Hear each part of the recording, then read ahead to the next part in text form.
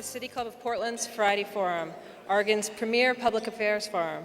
I'm Sue Thomas, president of City Club, and I welcome you all, those of you here at the Governor Hotel, and those of you listening on OPB or KBPS radio or watching on cable television. Thank you for joining City Club today on Friday, September 25th for this week's Friday Forum. Today we welcome a panel of architects who will examine how Portland's designers can build a city that its citizens can be proud of both today and into the future. But first, some announcements. In consideration of those sitting close to you and those in our radio and television audiences, I ask you, as every week, that you silence your cell phones or other noise-making devices. As always, we offer our appreciation to our Friday Forum corporate sponsors, whose generous financial support make these time-honored City Club luncheons possible. We have two new sponsors for this quarter who have just joined us. Please help me welcome the law firm of Baron Liebman and Zimmer Gunsel Frasca Architects.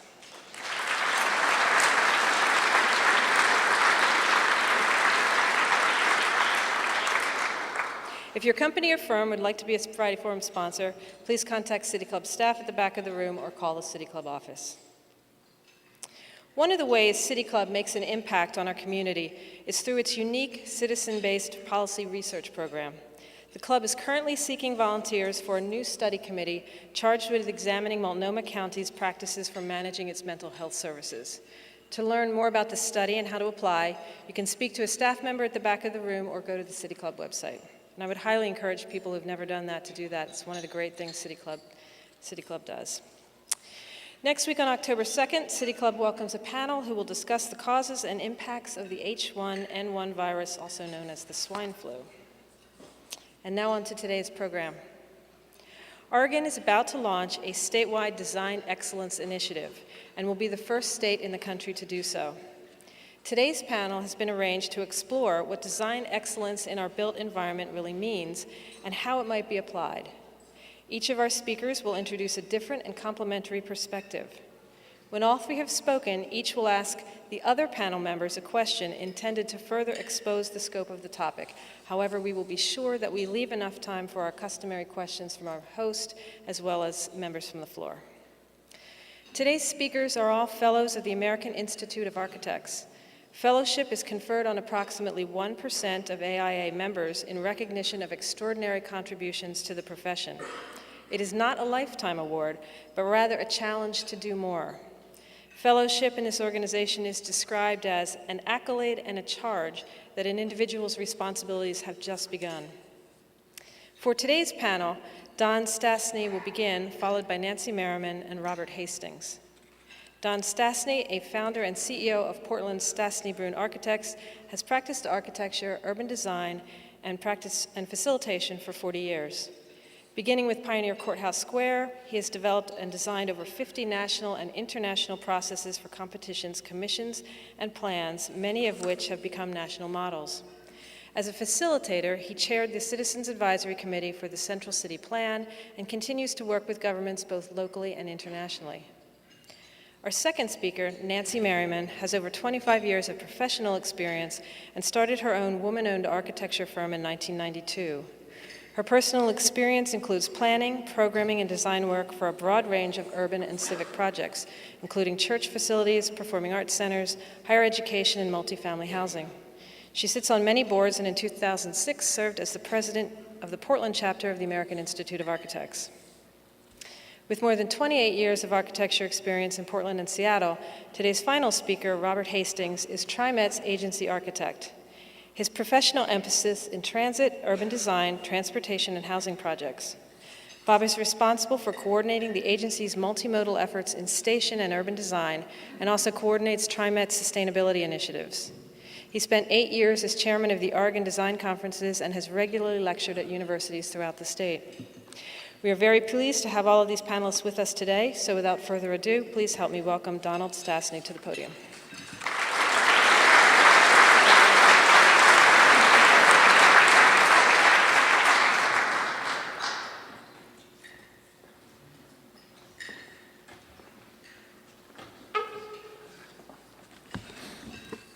Good afternoon.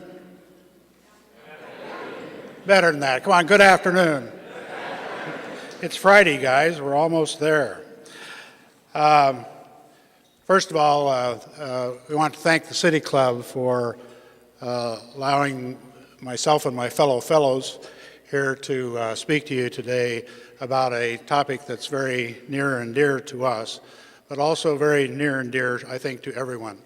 If we think about how design affects every part of our daily lives, whether it be from the simplest thing of picking up a fork in the morning, a toothbrush, to maybe the vehicle that you ride in, whether it's light rail or the trolley or bus or a car or bike, everything we touch, everything we deal with in our daily lives really is a result of design.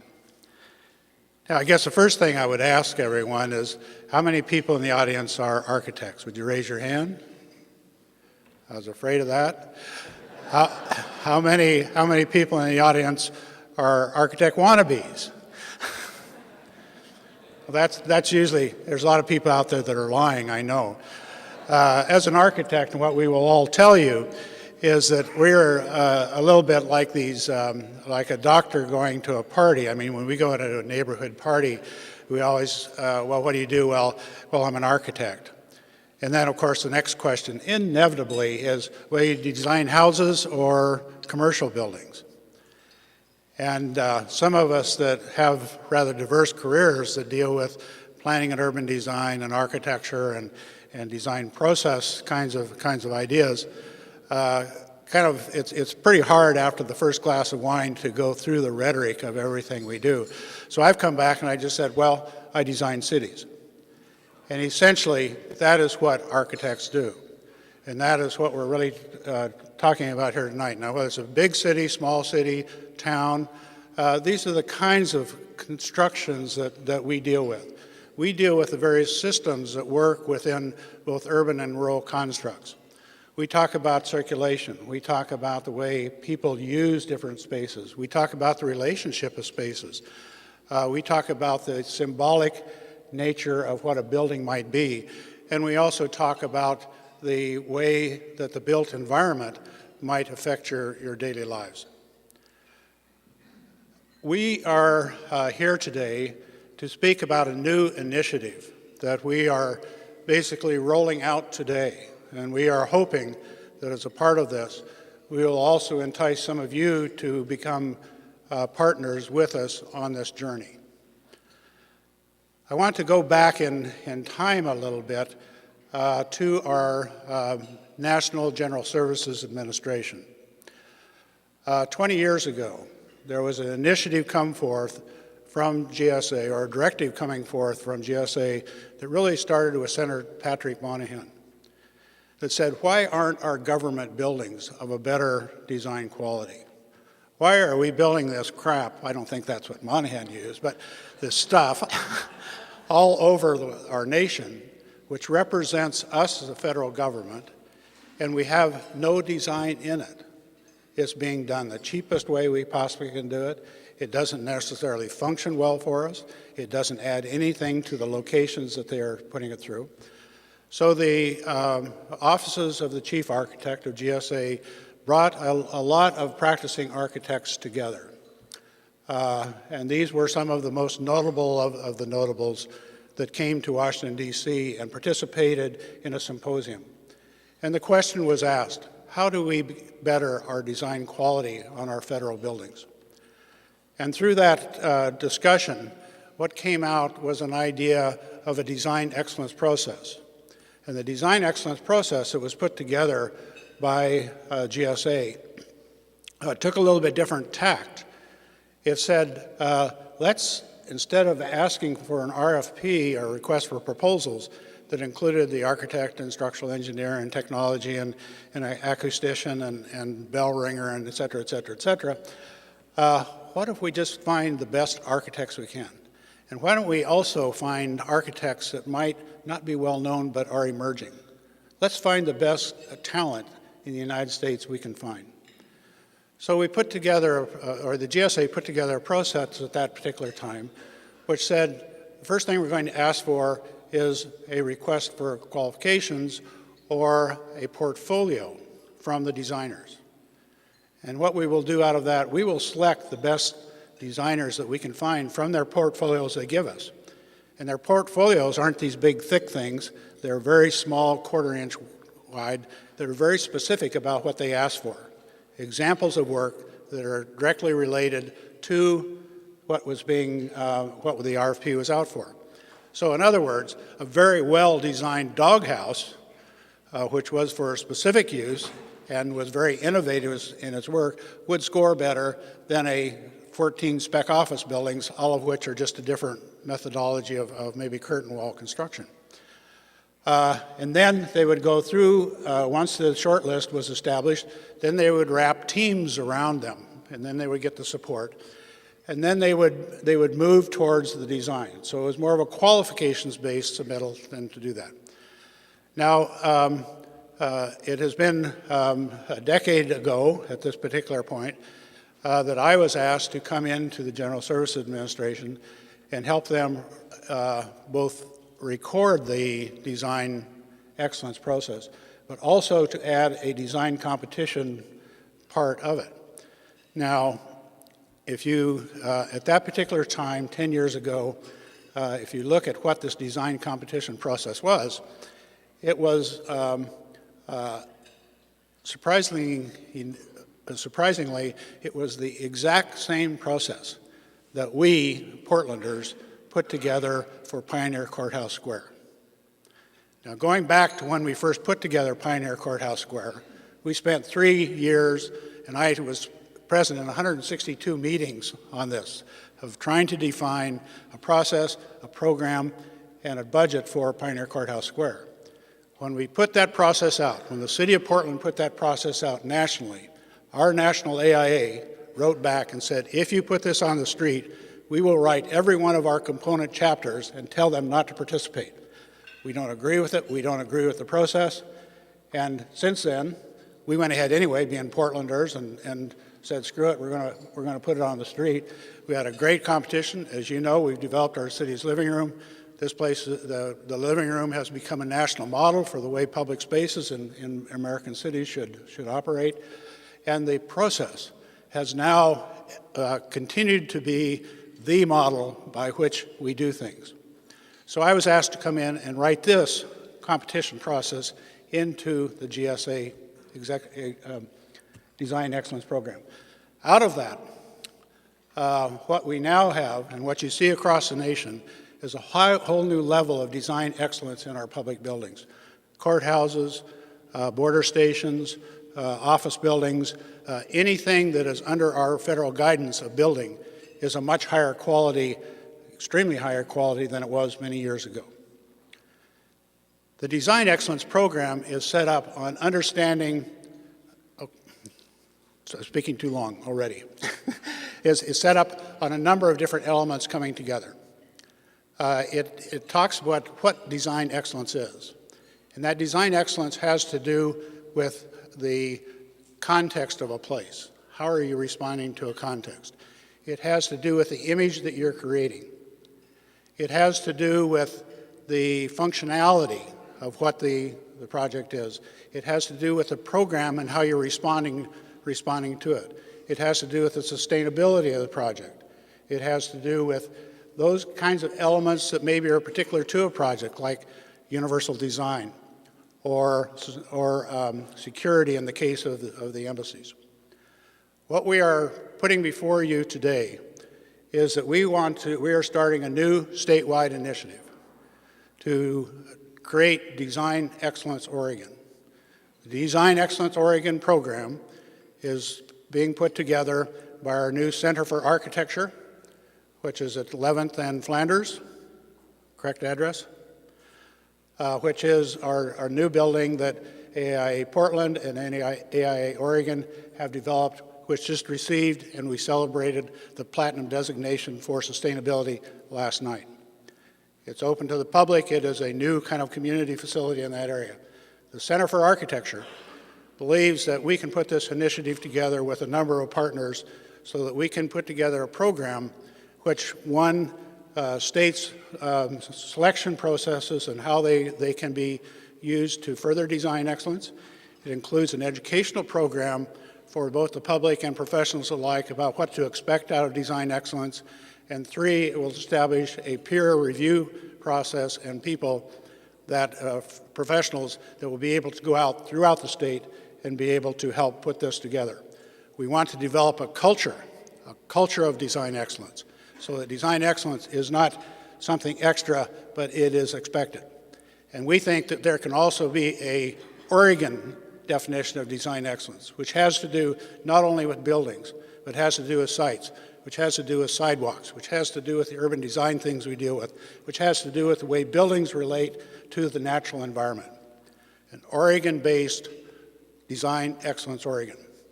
That's our proposal, and my colleagues here will speak further about different elements of it and how it might relate to their particular practices. Thank you.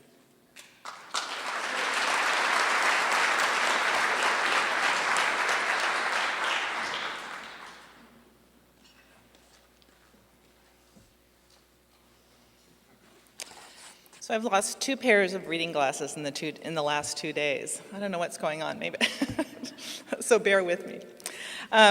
You know, when Patty was nice enough to call and ask me to be part of this panel, he sort of framed his request by saying, well, we thought Dawn could talk about the design initiative process, and Bob can talk about how important it is from the, you know, for an owner to set a really great program and the tone for a project.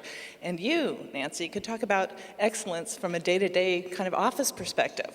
And after I quit laughing, I said I was very flattered, and how did he think I knew anything about a day-to-day excellence in design? But I realize it's a question that we should all be asking ourselves every day, probably, with all of our endeavors. And so I thought it was a good chance to put some thoughts down.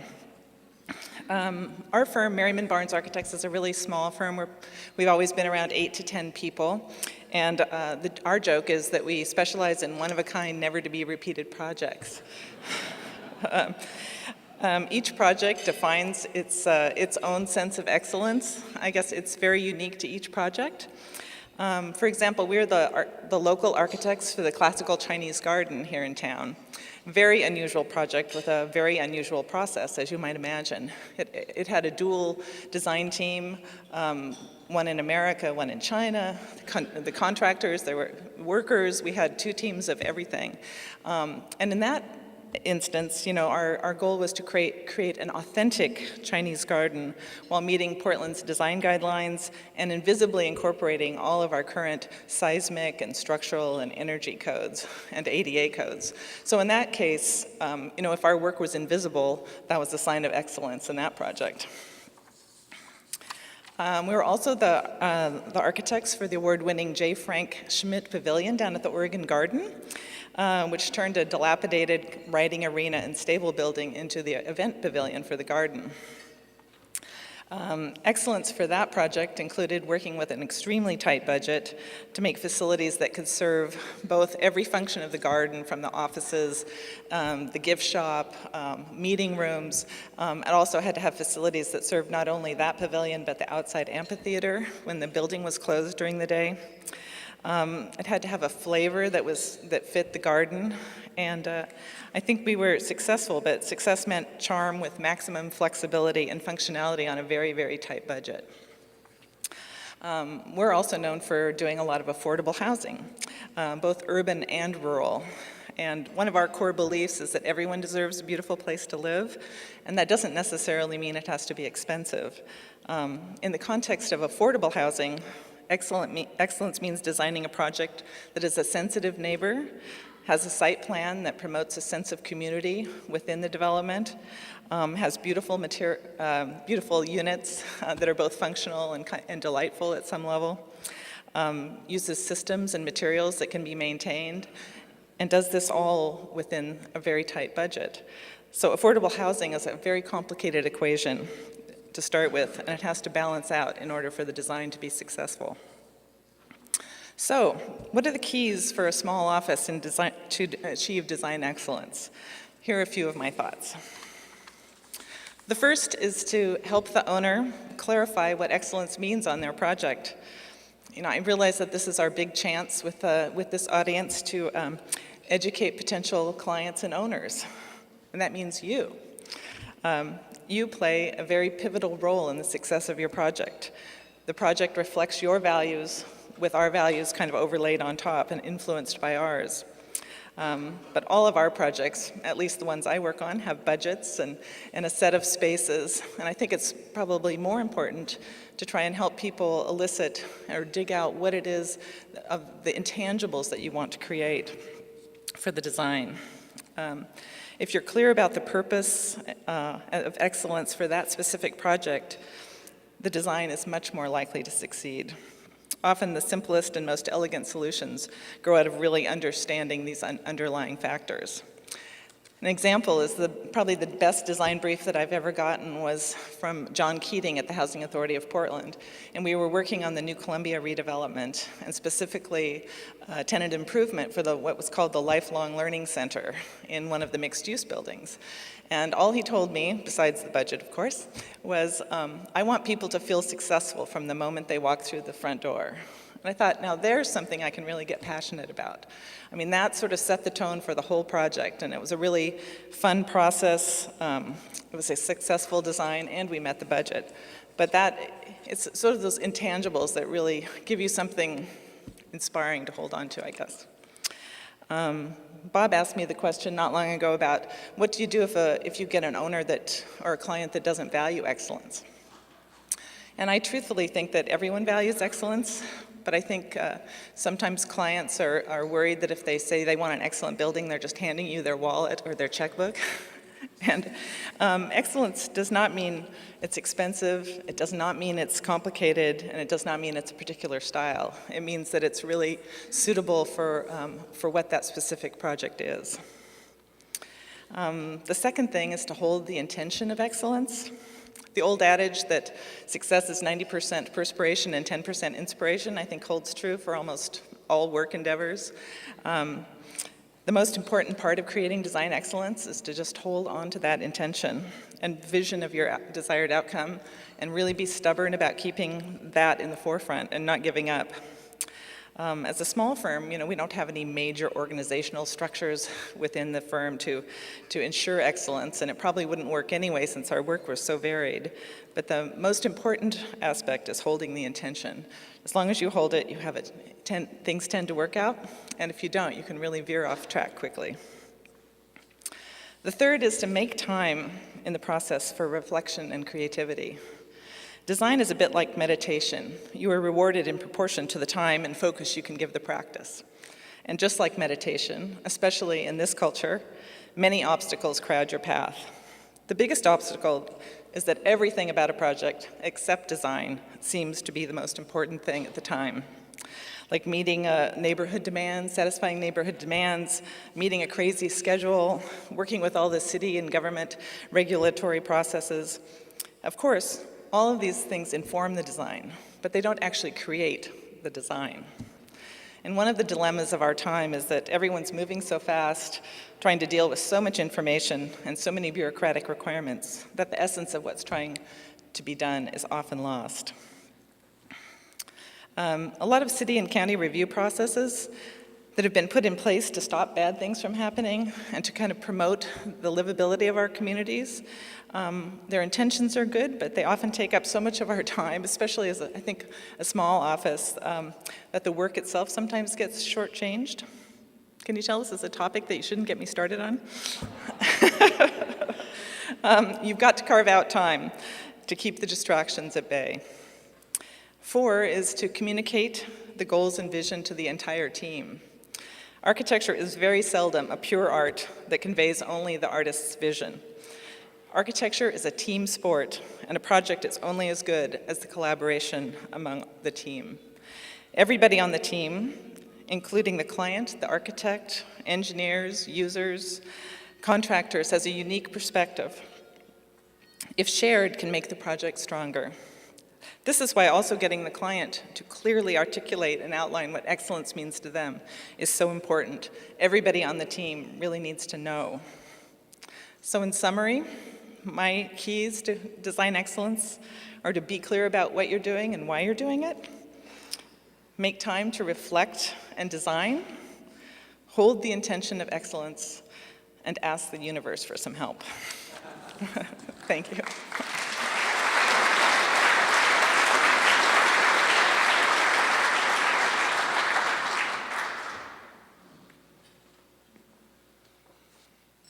Good afternoon, and also thanks to City Club for allowing us the opportunity to come and share with you some of our thoughts. I'll have a little bit of a different departure. I guess that's my role in our triumvirate here. And I will be asking probably more questions and actually providing you specific answers. But coming from working at TriMet as a transit agency, the work that we do is in the public realm. And how does design excellence translate over into that realm is kind of the question that we wrestle with on a daily basis. My experience has been that it needs to be viewed as a significant portion of the public, by community leaders, by leaders in the business community, throughout the government and public agencies, that it has to have a value and a level that transcends what is in just a common functional criteria.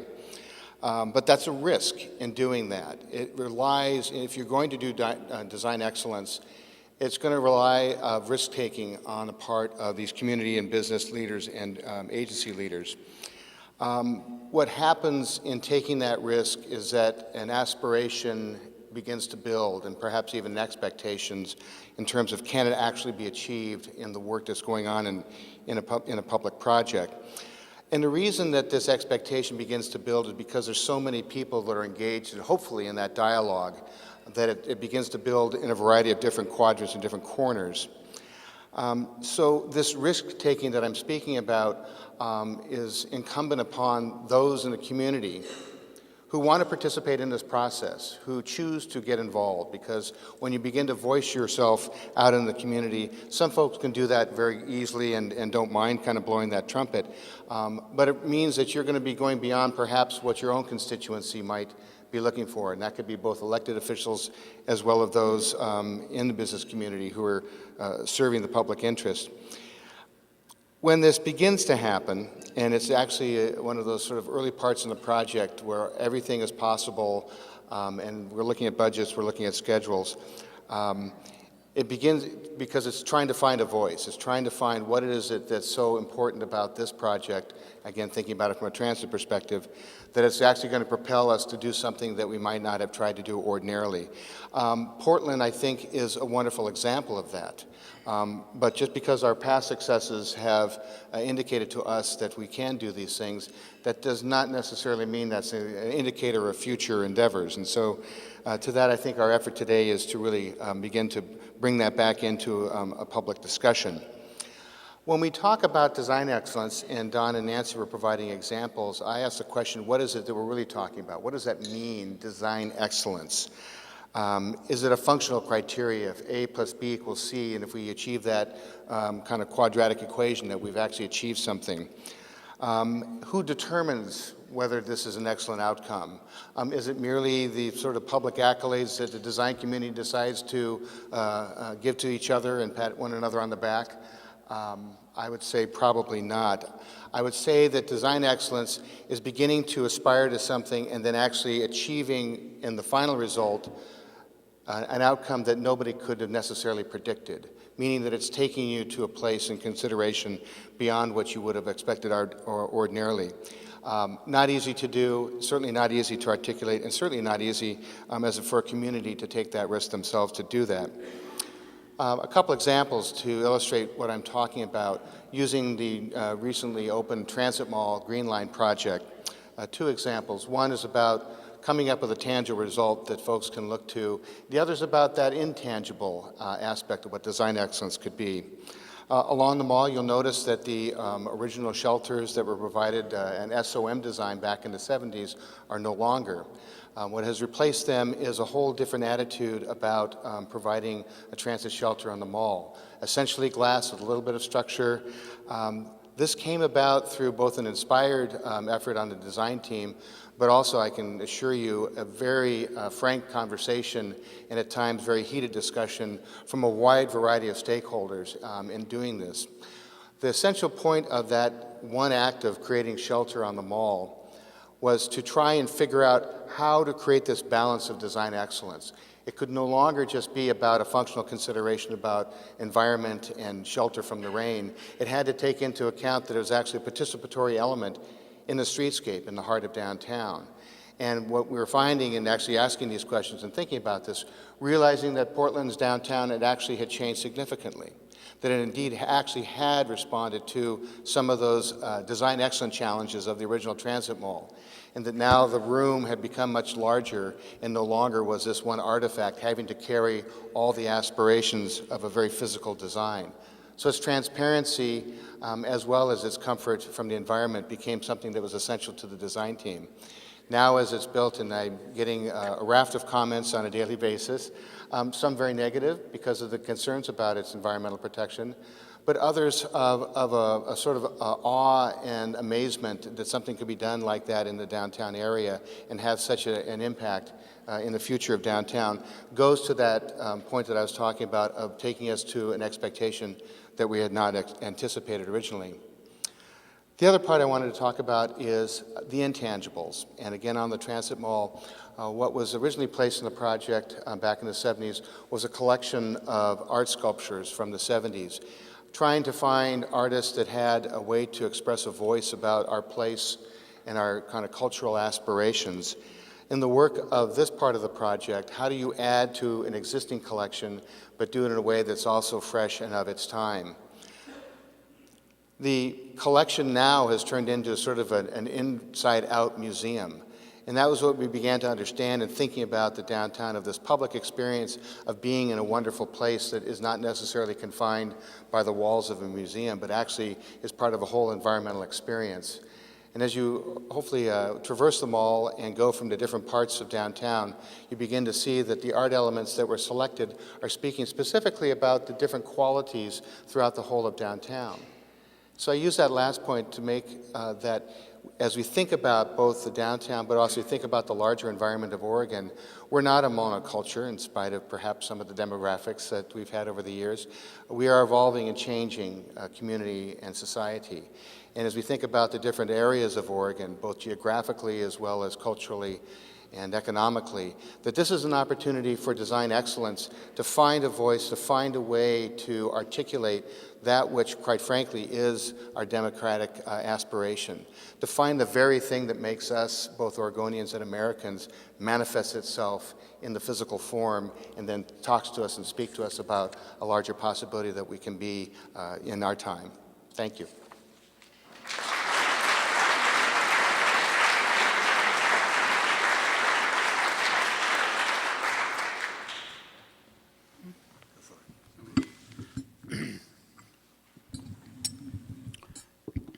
This is a part of the program where we very intelligently ask each other some questions, hopefully with some good answers. But I would like to start out by asking Bob,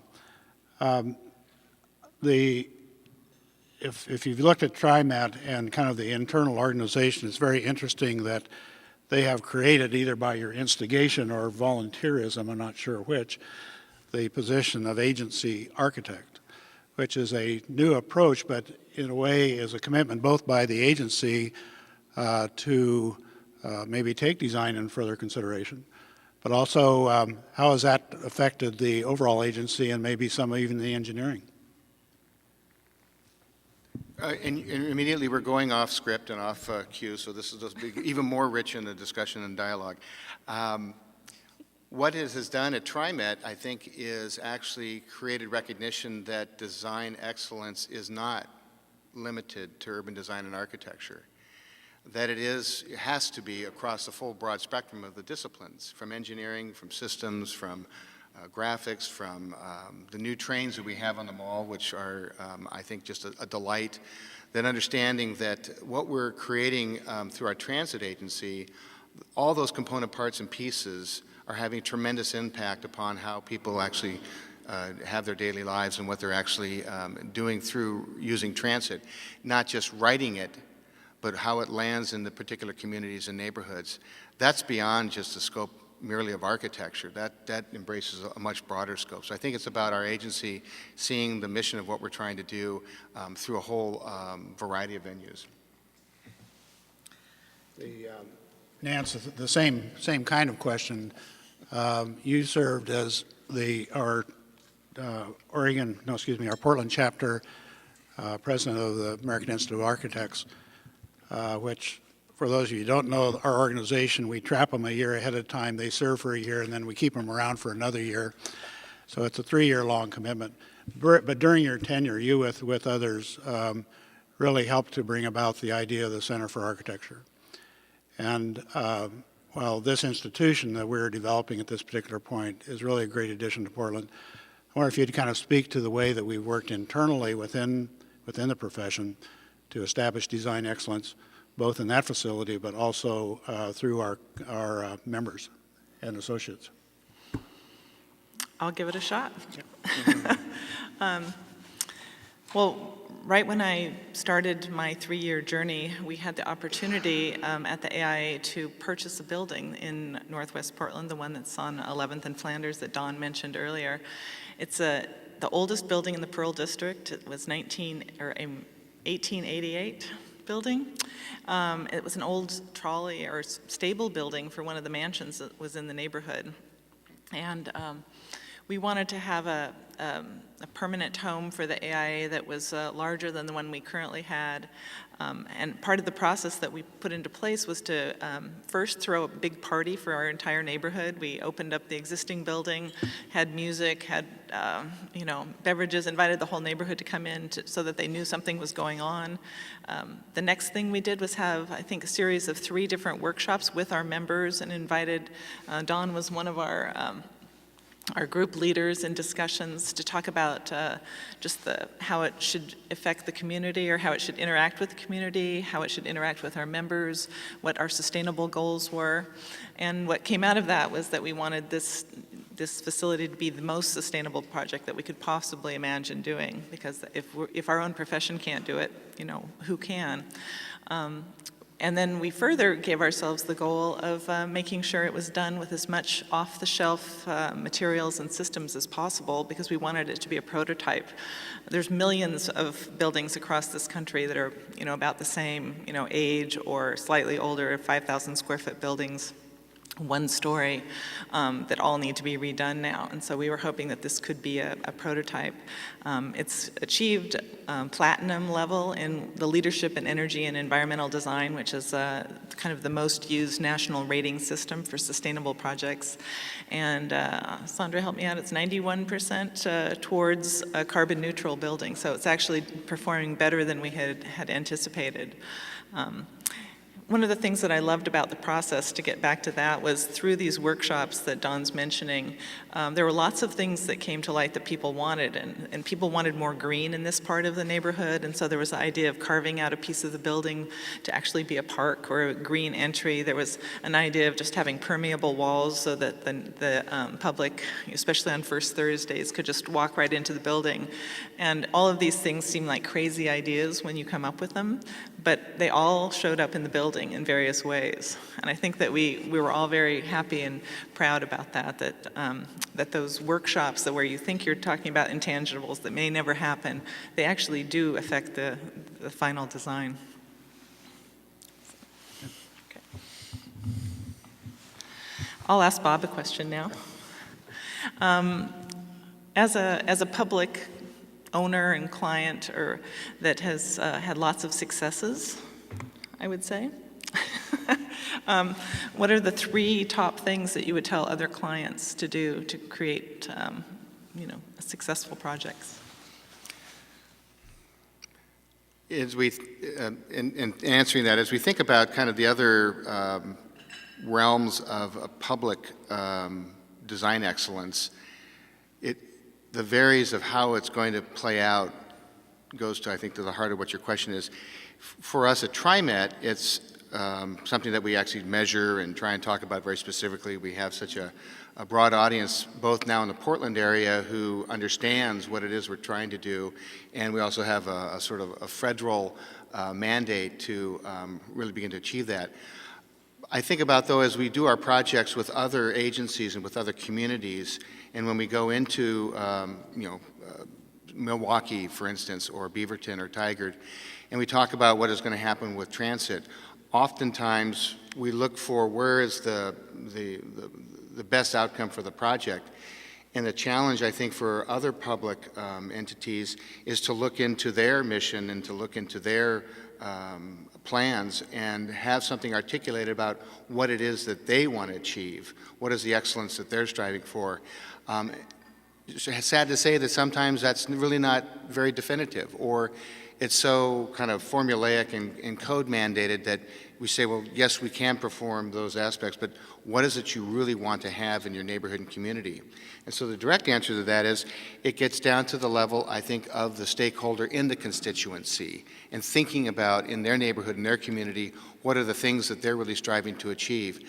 I've learned that nothing moves the sort of political powers of a project other than a very vocal and articulated and educated clientele at the community level.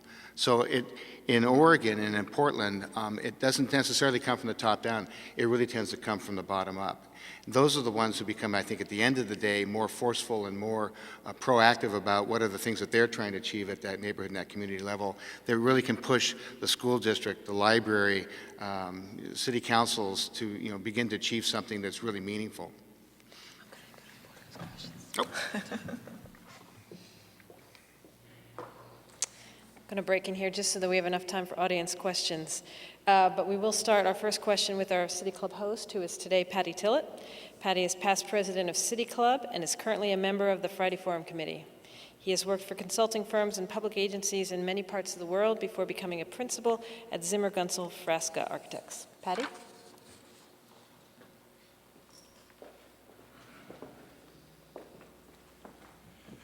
Thank you, Sue. When you were talking about public agencies just now, Bob, you mentioned Portland Public Schools, which is the second largest property owner in Portland. Most of the schools that they have are more than 60 years old, and many of them are obsolete and really past redemption. And so we as a community can expect to pay for a whole new generation of schools in the next 10 years or so, which is a huge investment and a huge commitment.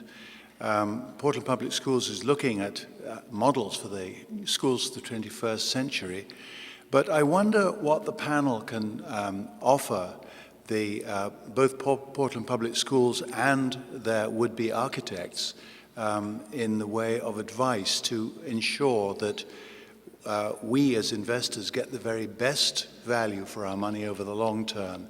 In other words, that design excellence predominates throughout the program. Well, Patty, I'll start. It seems to me that we in Portland and in Oregon tend to be kind of pioneers about the things that we do, and we try to do things differently. Sometimes we do it, I think, out of spite as much as any kind of valid position. But it seems to me that we really ought to think in the rebuilding of these schools about both the purpose of education, the act of education, and how education impacts each of us and our families as our kids go through it. But I think also we need to maybe rethink the way that education is delivered as a part of a city. Back in the early 70s, working in Philadelphia, we began to look at the option of schools in mixed-use projects, in which schools might be above a retail area or housing might be above schools.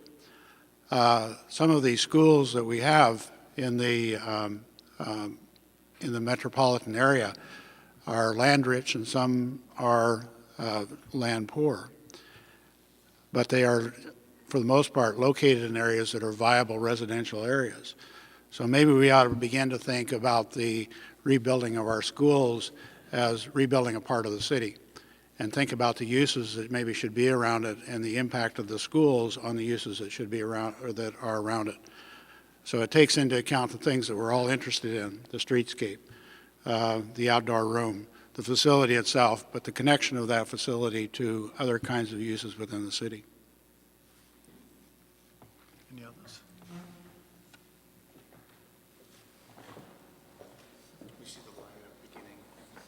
We'll now take questions from the floor.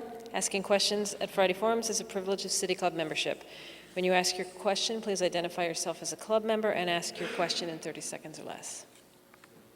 Steve Novick, City Club member. 2 questions for the whole panel. 1, I've always wondered if applications to architecture schools went up when Seinfeld was on and George Costanza was always pretending to be an architect. 2, we desperately need a new courthouse in this county, but even the smartest campaign professionals have told me they can't figure out how to convince voters to vote to tax themselves to build a new courthouse. And I'm wondering if you're aware of an example where architects have worked with public officials and communications professionals to convey a vision of function and beauty and excellence that have managed to make a campaign of that nature succeed. Gee, Don. Architects are a funny lot. They kind of come out of the cracks when you least need them, I think. They, I would say that architects are always out there pushing for projects that might mean business, but they're also out there initiating and pushing projects that I think are create a better environment, a better built environment. I would say that I would go back to the model, though, of Portland, and since we are in Portland. If you go back to the initiation of the original downtown plan, that was not something put out by the Bureau of Planning. That was really put out by the citizens and architects and planners as well when Myron Frank proposed, or May Company proposed, building a 10 to 12-story parking garage on the side of our Pioneer Courthouse Square. That one singular thing is what initiated the whole citizen involvement method and the citizen planning that went into creating the downtown plan. If you go back to the Central City Plan, where I chaired the Citizens Advisory Committee, that again was a citizen-based plan of the citizens thinking about what they wanted in a particular area and saying, this is Bureau of Planning and City, this is what we really want to establish in that area. I think it's the same kind of thing for a courthouse or whatever. If it has the backing of the community, if it has an initiative and a purpose, then people can rise up and push for that particular facility.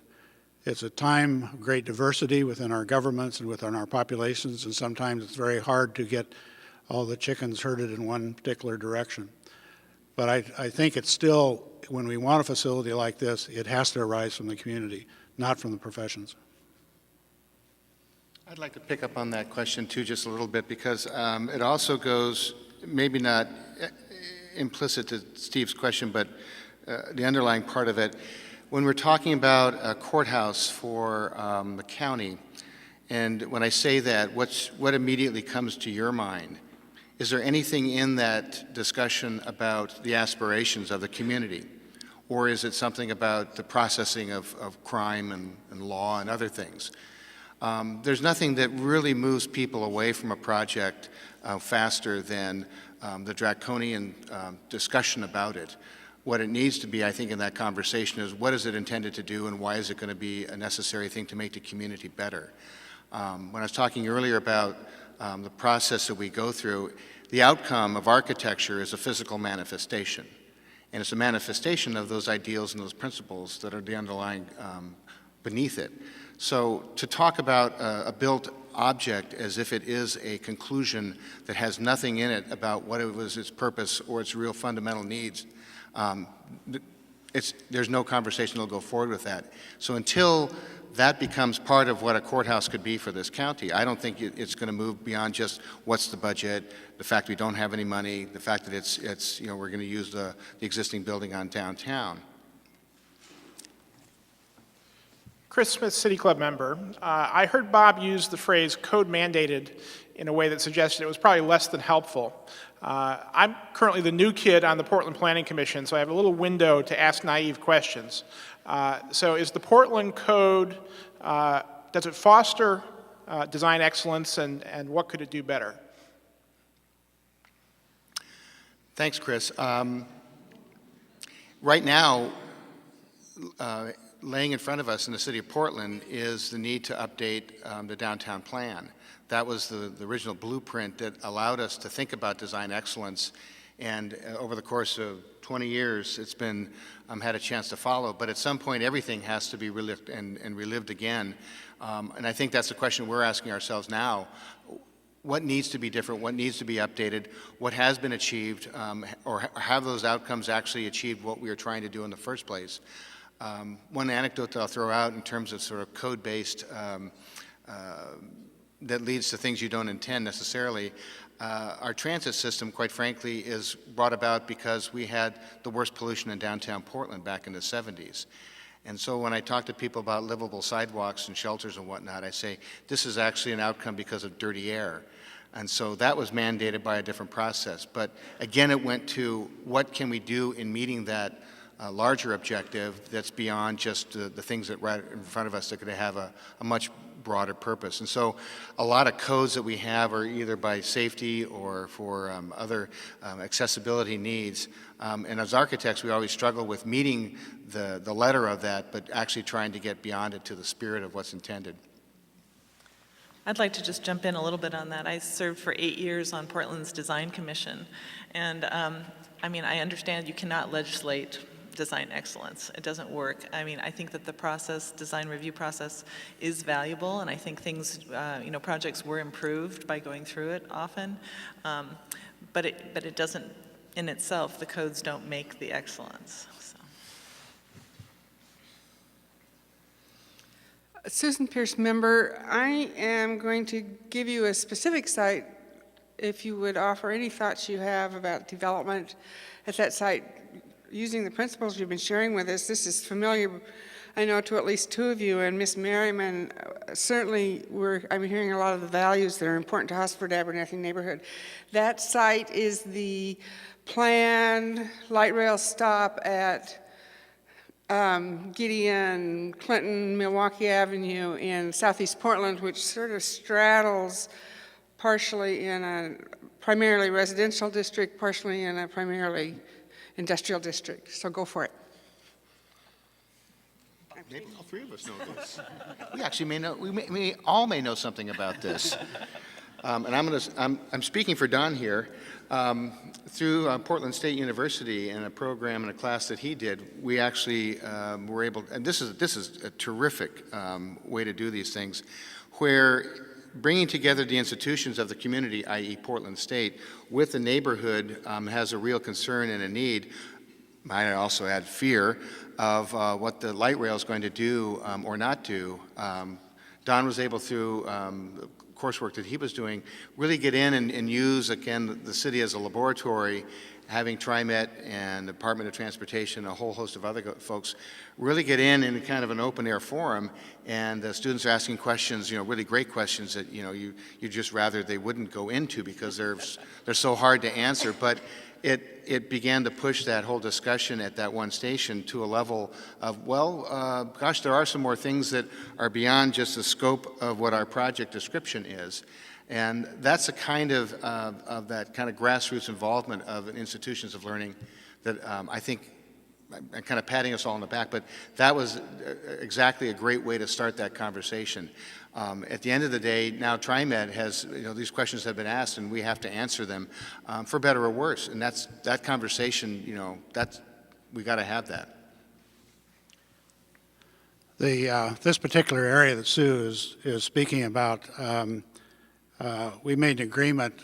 I'm adjunct professor at Portland State, and I teach an urban design workshop in the spring, which is a capstone to our urban design certificate program at the Urban Studies and Architecture departments.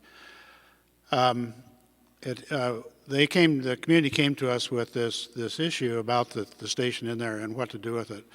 we agreed to take on a 3-year program where every spring I will, in our workshop, my urban design workshop, we will build upon what the findings were of the workshop before, or the class before. But what Bob says is very true. What comes out of those kinds of experiences of getting students into that realm is they can ask questions that if a citizen asked it in front of the TriMet board would probably be shut down very quickly. But they tend to ask seeking questions that might not have answers at that particular time. But I truly think out of this last session, which is the first of the 3 years, there were questions answered that really opened up the opportunities of what could be in that particular area. And we, again, have a community-based kind of situation there with a number of different players who can come together to really define what that particular station might be. And I'm very optimistic that we will be able to do that over the next number of years. It really, in a lot of ways, is almost a classical situation of a whole lot of different interests, from the East Side Industrial Council to the Ladd's Addition folks, to the community folks, to what might even be south of Powell in a different neighborhood, and how all those things come together in what is right now a lot of spaghetti in a lot of different ways, both overpasses, underpasses, roads that really don't quite make sense. Some of the most amazing intersections you'll ever see anywhere in the city, which have 4, 5, 6 different ways into them. It's really quite a challenge. So if you want entertainment, you can go out there on weekends and try to ride a bike through that area and see how soon you get clipped off. Jim Zarin, City Club member.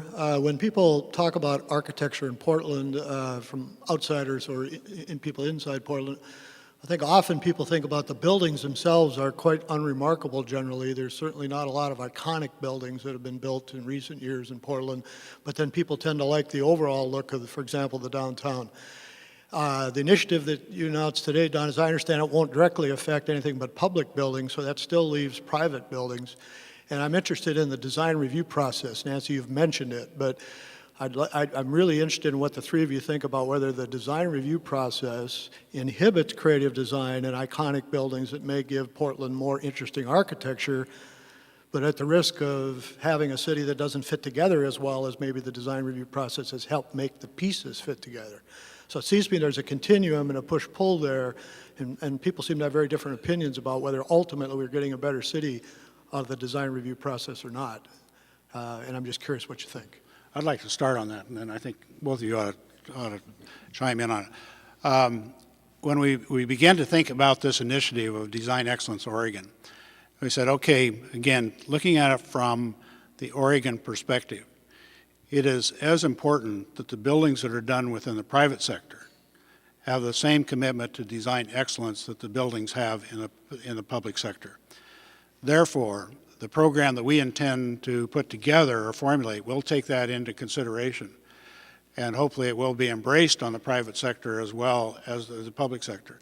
The reason it would be embraced by the private sector is that the expectations of the public would be for a greater level of design. And I would agree completely. I think we've gone through this last 5-year, 10-year building bubble, and if you look at the total number of buildings that were built during that time in Portland, it is amazing how few of them really are good quality design. Many of them are just the same old shoe with a different coat of polish on it. But the few that have made a difference, that have maybe extended design excellence, unfortunately at this time are being auctioned off in a way. But hopefully we can balance this thing between the private side and the public side. This is not meant to be only a public type of program. I'll bring a little different perspective maybe to this, is that, in my education at the U of O, I had a lot of urban design type professors, and I think I've come to believe that the fabric buildings of a city are every bit as important as the iconic buildings. I mean, I agree with Dawn, they still need to be done in an exceptional manner and, you know, very thoughtfully. But if you think about the great cities of the world, like London and Paris and Rome, all those places that we all, you know, love to visit and that create these beautiful outdoor spaces, most of the buildings are fabric buildings. They create the public realm. And then the iconic buildings are ones that have a specific purpose, you know, government or a church or something. And I still, at some level, fundamentally believe that that's what creates a great city. I think that's why, you know, some of our older neighborhoods like Northwest Portland or whatever are you know, have been able to be transformed over the years, but they're always a great neighborhood. I guess I'll just leave it at that for right now. You have something to add? Yeah. I tell the engineers, designers, and folks that we're working with that the success of this project is not whether the trains arrive on time and all that stuff. Of course, that's very important, especially in ice and snow. I know it. But it's about have we moved the neighborhood? Have we moved the community? And I don't mean out. I mean move them into some place that they want to go to. When we think about the transit projects we've been involved with, West Side, Gresham, Interstate Max, the mall and Green Line has just opened up, and even the Red Line to the airport. You look at what has happened after that, and it has not been, that public investment has moved for private investors to come along. But the essential point, and I can't emphasize this strongly enough, it is about having a common understanding of what it is that we're trying to do in those neighborhoods and in those projects. By reducing the risk, by reducing the uncertainty of the viability of what's going to happen in the aftermath, that creates the momentum that can bring development of the kinds of development that we want to move forward. I do want to remind the audience that here in Portland, we're kind of viewed upon by the rest of the world in slightly askance way because we don't do things normal. In fact, we do things rather abnormal. And then when we tell them that we did everything sort of reverse logic because then we came in under budget and ahead of schedule, that really gets them shaking. So I challenge that it's about public and private to do those kinds of things. Thank you. Well, we've run out of time for further questions and we'll have to stop for this week. Please join us on September 25th for a discussion about the impact of the H1N1 virus. And as we close, please join me in expressing our appreciation to today's speakers, Don Stastny, Nancy Merryman, and Robert Hastings. We're adjourned.